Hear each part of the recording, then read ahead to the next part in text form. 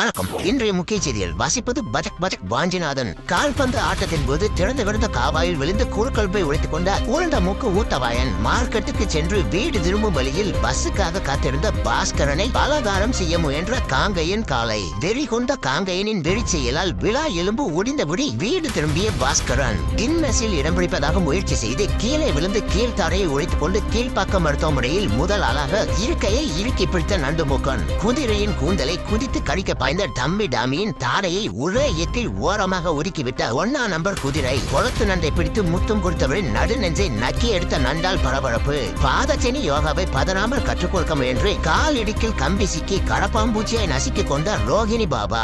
தலைப்பிள்ளைக்கு தடுப்பூசி போட சென்ற இடத்தில் அப்பாவின் அடிவயிற்றின் கீழ் பாய்ந்த தடுப்பூசி ஊத்தி நின்ற ஊசியை உடையாமல் உருவிய அப்பாவிற்கு ஆறுதல் பரிசாக அத்திப்பழத்தை கொடுத்த மருத்துவர். இருசக்கர வாகனத்தில் செல்பவர்கள் கண்டிப்பாக ஹெல்மெட் அணிய வேண்டும் என்பதால் குதிரைக்கும் ஹெல்மெட்டை மாட்டிவிட்டு குடும்பத்தோடு குற்றாலம் சென்று வந்த 5 பைசா ஆர்னால்டுவின் குடும்பத்தினர். செய்திகள் பிடித்திருந்தால் லைக் பட்டனை தட்டிவிடும்.